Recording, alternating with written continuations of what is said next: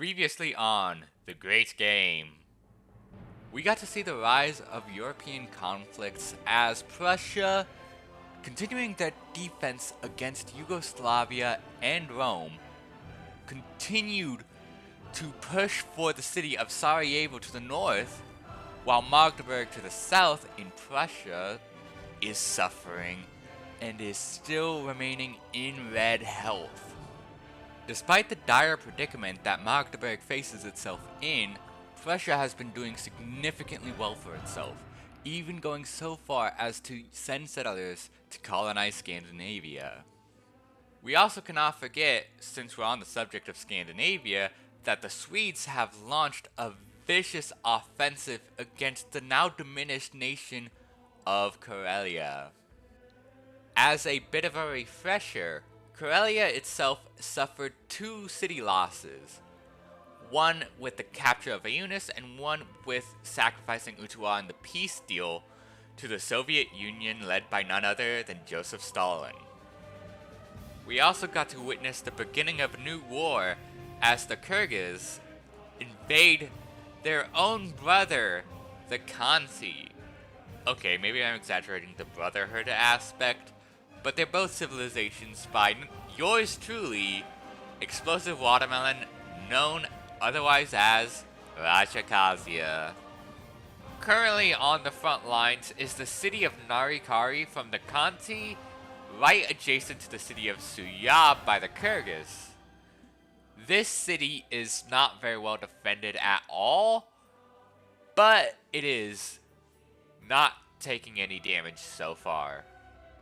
Capping off our recap, we saw that the civilization of Lesotho completely turned the tables on Maravi and pushed to take the city of Mbewe from them. They were successful in their siege, and with that, let's move on to the episode.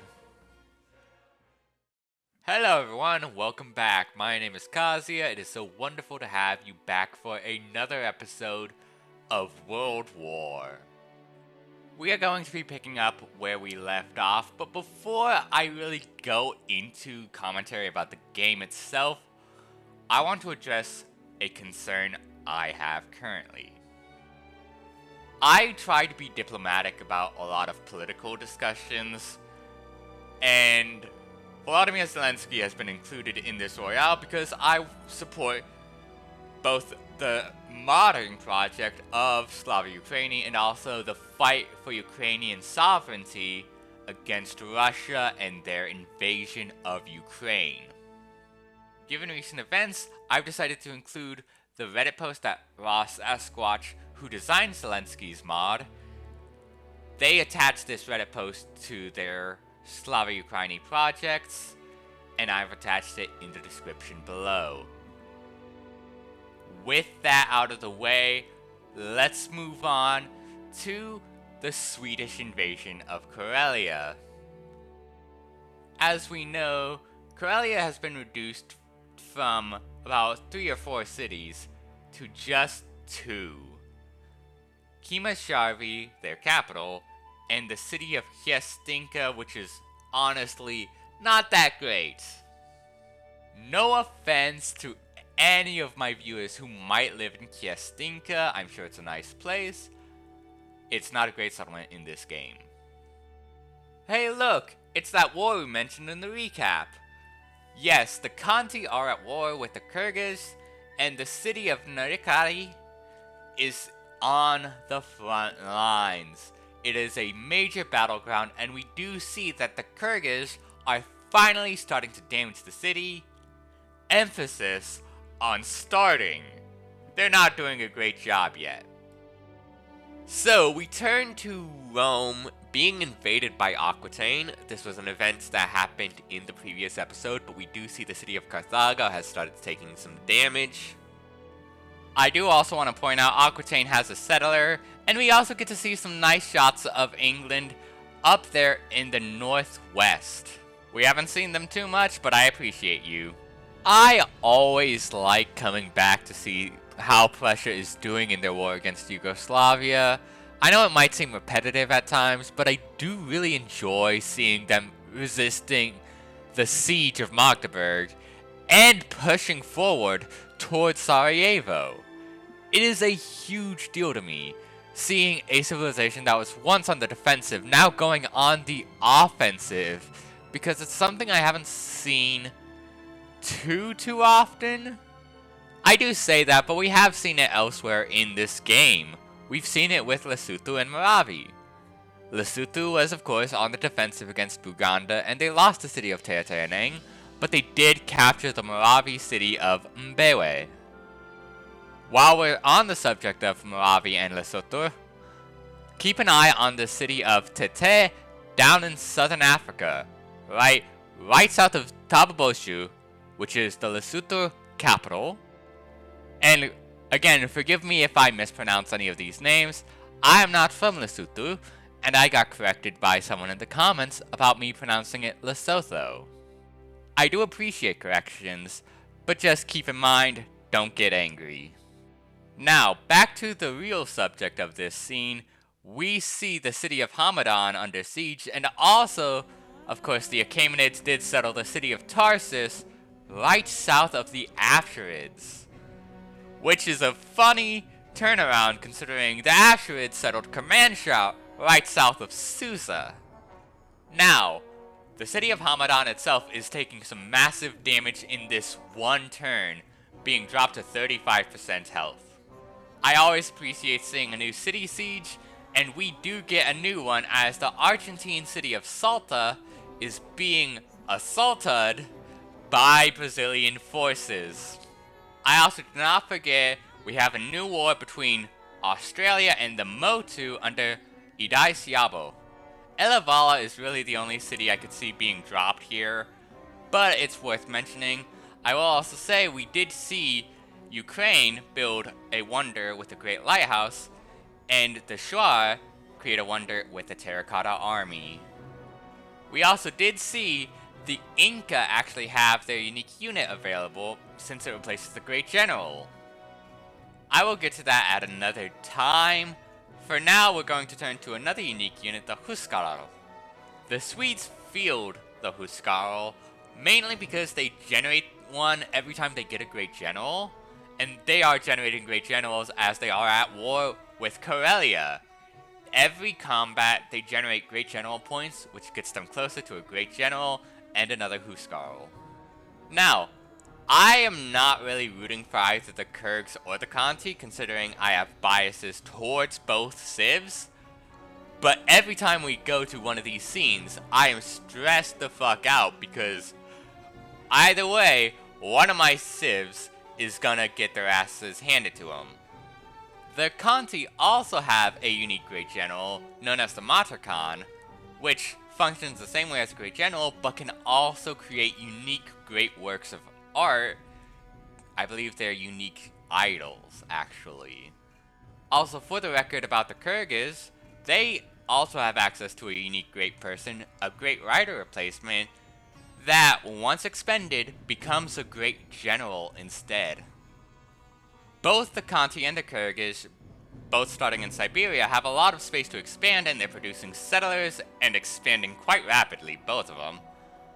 But that seems to be biting the Khanty hard because Narkari is taking some damage as a siege finally begins in that city. South of the Khanty are the Kara Kitai under Yeludashi. We turn back to Aquitaine to see how their progress is going on their invasion of Rome, and particularly with the siege of Carthago. We also do see some war declarations on the right side of the screen, but let's put that aside for now.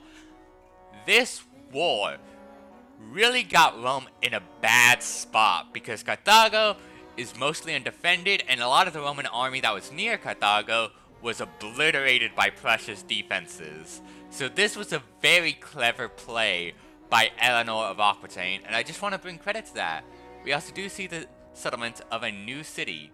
I believe this is pronounced Perigord. And while we're in Europe, let's turn back to Sarajevo to see how Prussia is doing. We know that the city of Stettin has been settled in Scandinavia, We do see that the Swedes have some settlers as well, and the siege of Sarajevo is continuing on, progressing. There's also the city of Elbing north of Stettin, but that's not as important. Stettin was the first to come here, right? I think so. I'm not 100% sure, don't quote me on that. Regardless, with cities, it's first come, first serve. Of course, that is unless the city gets razed, in which it is completely annihilated by a capturing power. Speaking of being completely annihilated, we're about to see Magdeburg fall under the Yugoslav banner. It might not be razed, but it is still taking damage. I gotta imagine that King Moshoeshoe I of Lesotho woke up one morning, looked out his window, and saw a Moravi flag with a middle finger on it just waving about. As such, I do not think the city of Tete is going to last too long. We do see that Lesotho actually does have a pretty solid army right near Tababoshu, and looking at it right now, looks like they're even fielding a bit of a navy near Tete, which at least does some damage. Moravi is trying to take back Mbewe. I don't think they're gonna get very far. And yes, I am falling a little behind in my narration. Luckily, there's not too much happening here. It's the Motu counteroffense against Australia, and really, I don't think Australia is putting up too much of an offense against Elevala. The city is also defended by some forests, some jungle, and mountains. I am eagerly awaiting for the city of Hamadan to fall to yet another foreign power, considering it's already a conquered city. We haven't seen another conquered city fall yet, but Hamadan is probably the closest we're gonna get, and just looking at the siege, I believe we're about to see it fall to Mughal forces under Aurangzeb. Let's watch. Beautiful, beautiful. That marks another momentous first for us. And Hamadan once again has a new owner. This time, the Mughals. Also, the Mughals have quite a few cities, but they have a lot of jungle as well, which can serve them really well for growth later on. They could be a really fun civ to watch in the long term. Perigord the Platypus is getting besieged by Romans, but that's not the focus here. Let's face it, Rome is not going to take the city. That said, the same might not be said about Brazil and their siege of Salta. They could very much capture the city and leave the war with 2 new settlements. I want to point out the Motu in the very top part of the screen have one of their unique units, the Lagatoi, which is a trireme replacement. Let's focus on doing a world tour for a bit, because we have some new wars first off, with the Ottomans being a subject of a war declaration from Egypt and Ukraine. I mentioned before Ukraine has a pretty solid army, but Egypt joining the war as well could be a bit of a hindrance for them. That said, I don't see either power being able to break through the terrain barriers. For instance, Ukraine has the Black Sea blocking them, and Egypt has the Mediterranean and a few mountains in their way. The Ottomans seen here are actually led by Orhan, who is a very early Ottoman ruler, and thus they start in Sogut and not Constantinople. For those who may confuse Nigeria and Carthage, my bad. I did not think it would be this bad in game. Heading over to the Kimberley region of Australia, we get to see that the Banuba are sending a settler up towards Indonesia. Good luck to them. Hey everyone, it's Tonga time. Say hello to Tonga. Hi Tonga. Rounding off our world tour, we do have the Maori seen here, as well as Chin seen here under Shi Huang, and Moravi, not the Moravi, centered in Mantamba. While we have time, I do want to mention civilizations such as Yemen seen here had to undergo significant balance changes and bug fixes in order to work properly. That aside, Here are the Yakuts. They founded the religion of Tengri and have spread it properly. Take notes. The Inca, seen here in orange, are looking phenomenal with a bunch of cities having been recently settled. 8 Mile villain Papa Doc, seen here, says it is about time for Haiti to live and let die. We see a very expansive Payam Coiot, as well as the Haida, who are not as expansive but still looking nice. Here is something different, the religion screen showing that every religion that can be founded has been founded. Leading the most religious civilizations are the Yakuts, having spread the religion of Tengri to 10 cities. I suppose that's why they call it Tengri. Anyways, Argentina is getting its ass handed to it on a silver platter. Juan Manuel de Rosas is not doing the best job defending his territory. Now that we're back into the real action, Karelia is still doing a great job defending itself, actually. I'm honestly shocked. I thought they would roll over and die after losing Utua and Ayunis. The Swedes are still going for an offense here, but it's not panning out for them. Oh, Kanti. We do see that the Kyrgyz are continuing to march forward towards Vezhagari, which is fairly well defended, but the city of Narakai is not. They have a chariot archer and a standard archer, both of whom are not going to be able to defend the city when it's surrounded on all sides by the Kyrgyz forces. Honestly, I think the only reason the city hasn't fallen is because of the Kyrgyz not even noticing it wasn't already one of their own cities, because it's right there next to Suyab, closer than it is to either Shortcut or Vejagari. You also might be wondering, where's the Kanti army? It's heading south towards the Afsharids, which they are also at war with. Honestly, the Kanti are not in the best predicament right now. They might want to focus on defending their territory.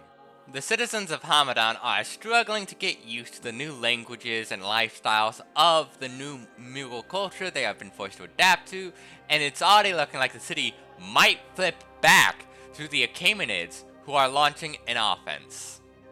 Egypt is trying in vain to launch an offense of their own against the Ottomans, but in more successful news, the Aquitaine army is actually obliterating the forces of Rome outside of Carthago, and they have gone into a siege, dropping the city of Carthago down to red health. We might see this city fall this episode. I'm sure Marcus Aurelius is back in his towers in Rome, screaming, "Get you pego the platypus!" Thank you, Kazia, for the terrible voice acting. Anyways, we now see in Prussia, Magdeburg's still at red health. It's gonna be like that for a while, but they are continuing to try and besiege Sarajevo, though it seems like they're pulling a Yugoslavia, bringing very few melee units to besiege the city. However, they are besieging the city. Keep that in mind. I also want to bring this up because it's just a little fun fact. The first 5 civilizations I put in Europe were all civilizations by JFD. JFD has made over 100 civilizations for Civ 5, and it got to the point where I actually had to choose civilizations that were specifically not made by JFD so that I could have more modern diversity in the game. For the record, JFD made the Swedes, England, Prussia, Aquitaine, and Portugal, and the Soviet Union. All those civilizations are by JFD alone. That's just in Europe, by the way. They also have civilizations outside of Europe, such as Hatshepsut's Egypt and Tigandar Khan's Yakuts. Back to the actual action in the game, we see that Lesotho is preparing an army to take the newly founded city of Tete from Malawi. While it might not look as though it's that great of a force, and Tete is very well defended, the city does have only 8 combat strength in an era where triremes, pikemen, chariot archers and archers are going to be doing a lot of damage. We see the city already falling to yellow health below 50%. We also see that Moravi did found a new city of Senna. Oh boy, it's Elevala again, not really taking much damage because Australia does not know how to fight wars good. Come on, John Curtin, there's 2 units defending Elevala. This just in, gamers, are the Asherids good at war? New reports showcase that the Asherids are approaching Umayyad territory with an actually decent army, though the city of Qurtuba is still very well defended. As much as I enjoy seeing the Mughals and the Achaemenids fighting in all these wars in Persia, I gotta feel bad for Vijayanagara with their city of Vellore right there, who must feel like they're being left out of some great happenings here. Like, I love the Mughals, the Asherids, and the Achaemenids, but that's one trio. They gotta start adding some more characters to their cast list, right? I feel Vijayanagara could slip right in. Maybe they could take Command Shah, who knows? And yes, I am very proud of myself for not accidentally pronouncing it Vijayanagara.